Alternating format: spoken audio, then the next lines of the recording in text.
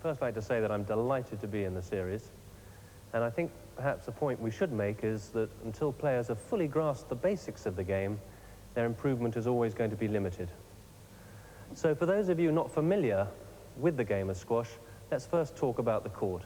The two most important features of the court are the tin and the out-of-court line, which surrounds the top of the court. You must hit the ball above the tin and below the out-of-court line, otherwise you will lose the point. The other lines relate to the service, of which more later. However, two of them combine to form the tee, which is in the center of the court. And whoever dominates this tee position controls the game. Hiddy, I noticed that you use the classically correct grip. How important do you think this is? Well, it is very important. It allows me to play every shot without changing the grip. And I feel the ball much better this way. How tight do you think that people should hold the grip? Well, I've noticed many people, when they play, they hold the grip very tight, and it makes their shot very stiff. I personally hold the grip light, but when I'm playing a hard drive, on the point of impact, I hold the grip reasonably tight. Thank you, Hiddy. Well, there you have a man who combines the hardest hitting with the softest touch, so therefore the correct grip obviously must be important. Let me now demonstrate this grip, often called the continental or shake hands grip. Hold the racket by its throat at 45 degrees and shake hands with it. As you can see, my hand is more up the racket rather than just across it, as it would be with a hammer-type grip. This enables me to feel the ball more, so that when I in fact play a forehand shot, I feel as though I'm playing it with the palm of my hand, and then when I play a backhand shot, I feel as though I'm playing it with the back of my hand. The features to remember, well, the forefinger should lie above the second finger, with quite a gap between them so that you could fit a third finger in between. The forefinger lies above the thumb also, and the V formed between the thumb and the forefinger lies right on the left side of the grip. When I hit a ball, I keep a cocked wrist. This enables me to keep the racket head up. And also, I keep that racket face slightly open, both for the forehand, like that, and for the backhand, like that. Thanks, John. Today we've got two young friends, Fiona and Pamela. Let's move on and see how they're holding the grip. Fiona, you're holding the grip a little bit too far back. Bring it a bit forward. That's better. See? And hold this finger. Need a little bit gap. There. Just a gap. That's better. And wrist up. That's better. See, if you hold a little bit too far, a lot of time it can happen during the rally. You can lose your grip and the racket can go off your hand. So it's better to keep it right in the middle. And you get freedom of, you can feel the ball much better. How you feel with it? It's good? That's better. How are you doing? That's good. See, keep there. That's very good. See, notice if you're holding the grip this way, you've got to slightly face open. And it will come same thing on the backhand. So to get the same feel, you need to hold the grip this way. Will get you the same position on the forehand and the backhand. When you're playing it, you feel playing with the palm of your hand, and when you're playing the backhand, the back of your hand. So nicely hold it and meet this. One finger gap, meet the forefinger. All right? And the V should be a bit on the left of the handle. That's very good.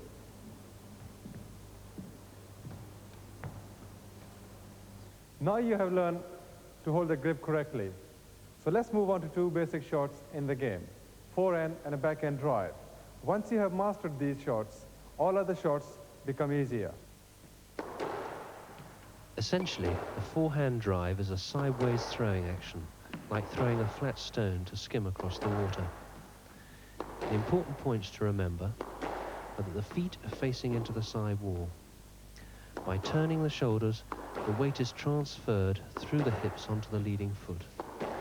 The racket is at the top of the backswing early, and the ball is hit opposite the leading knee. The racket follows the direction of the ball after impact and swings up over the shoulder.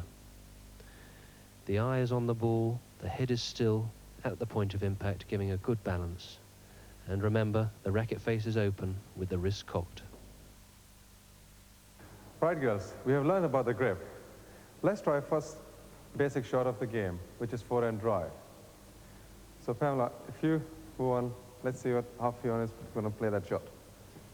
So in this shot, we're going to play with the left foot forward, which is going to be your leading foot. And the main aim is to get right in front of the leading foot of the shot. And the swing go right behind your head, there. And the follow-through finishes up again, just above your left shoulder.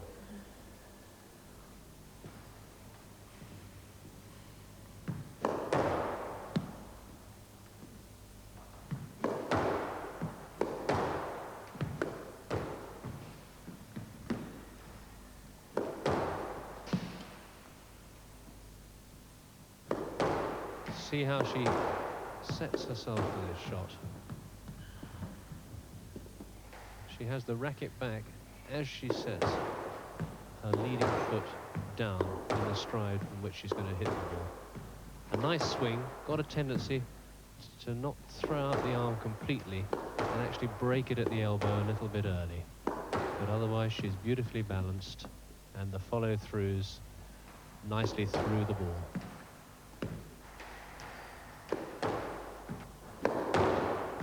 That's very good. See, main aim is try to keep distance from the ball. If you get it too close, so you're not going to have a freedom of, swing. Yeah. So you just keep it there, just that system. And you get it, The main aim is don't cramp yourself. Nice, steady, and keep the distance from the ball.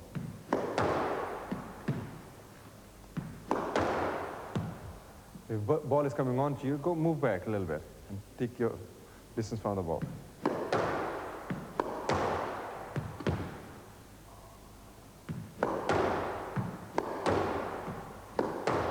Thanks, Fiona. Very nice. Pamela. Right, you just notice what Fiona was doing. You need to put your left foot forward and bend your knees for it. And the racket should come right behind. And the follow-through brings it right above the shoulder.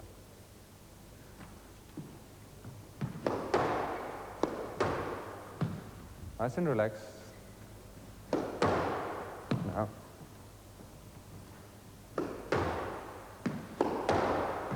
See, what's happening with your swing, when you bring it, instead of bringing it nice and steady up here, what you're doing, you're breaking it kind of, So you need just relax, bring it right back. And keep the head still. When you hit the ball, follow it. Nice and relaxed. Pam has got a slightly awkward forehand. She has a common complaint amongst ladies is they haven't been brought up playing cricket. And she can't use the sidearm throw. She's got a tendency to have what I'd call an underarm swing, the elbow being left behind in the action.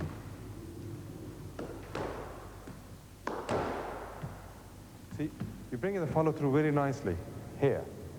But when, from here, you're making you go up there. So bring it right up here, right on your head. And if you get time on your own, just go on the court, practice that swing. Coming from here.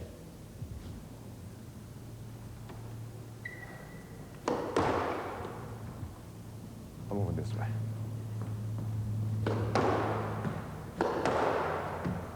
Come off it a little bit.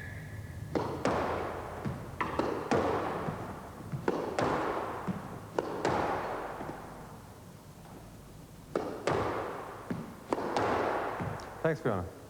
Now let's move on to the backhand drive. It creates a lot of problem for the beginners.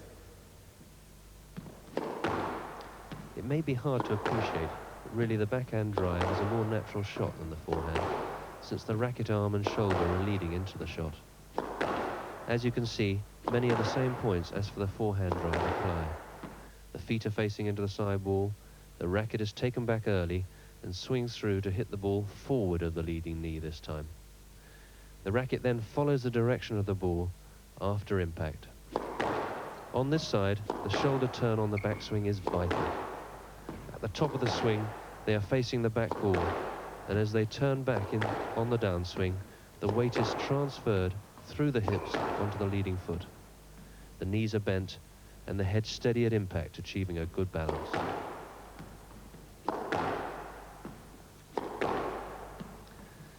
See here how Hiddy's got the racket back early, and the way the shoulders are turned under the chin to face the back wall. As he swings the racket down, the shoulders turn to end up parallel to the side wall, and this moves the weight through the hips onto the front foot. The feet are facing into the side wall, and the ball is struck in front of the forward knee. The cock wrist holds the racket head up to strike the ball slightly in front of the leading foot, and then the racket head follows the direction of the ball on the follow-through. Right, girls, let's move on to the backhand drive. Fiona, if you move it this way, and let's see how Pamela is hitting that backhand drive. So your main aim is to get the ball in front of the leading foot, which is your right foot. And bend the knee a little bit for it. And go right down and take the backswing right up behind your head. And the follow-through brings it up there again. So throw the ball to yourself. Pam has got a lovely backswing there. She takes the racket back early and turns her shoulders.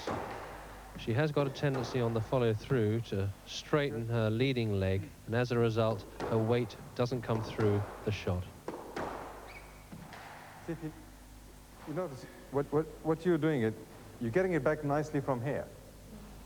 But when you're hitting the ball, you're doing it that with it. Just nicely bring it back, the follow-through back there. Not, if you're doing that, so what happens, you're not getting your length accurate, so you're putting it right up. So bring the follow-through with it up. Okay?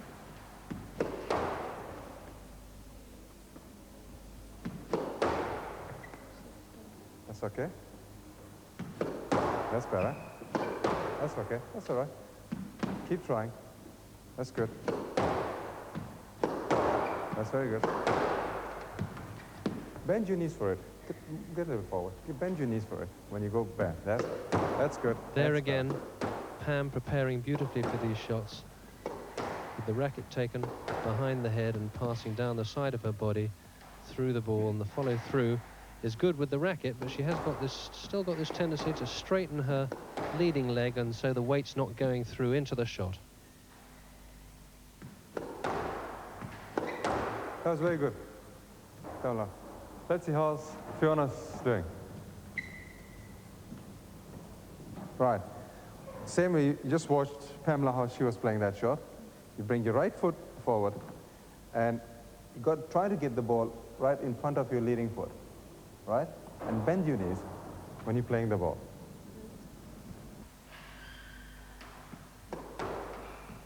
That's very good.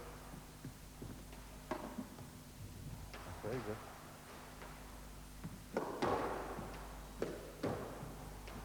Get in front of the foot, because what you did there now, try and take it from here. So you couldn't get really the proper follow-through. You take it from here, in front. You get the more rhythm with it. Here we have Fiona. She again has got a lovely swing. Notice how the racket travels just before impact, almost parallel to the ground. She's able to do this because she keeps her wrist nicely cocked. That's very good.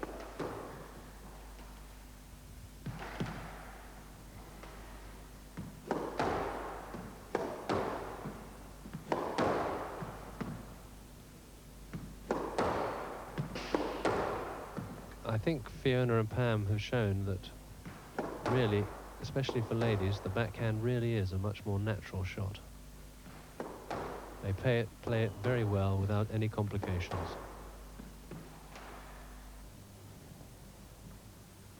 Now, John and I are going to demonstrate pair practice, where you both get the chance to practice your shots.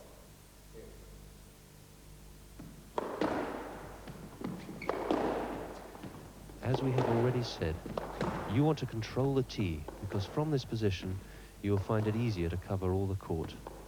Your intention should be to hit the ball as far away from your opponent as possible.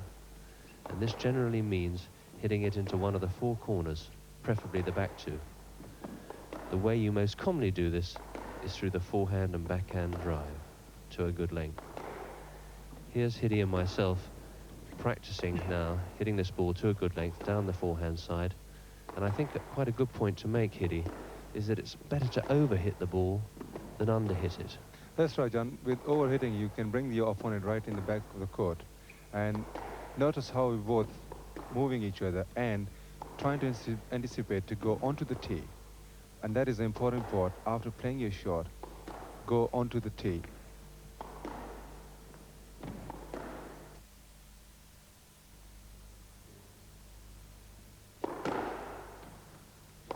One of the other advantage of the game of squash is you can play on your own and go on the court and hit the ball against the wall.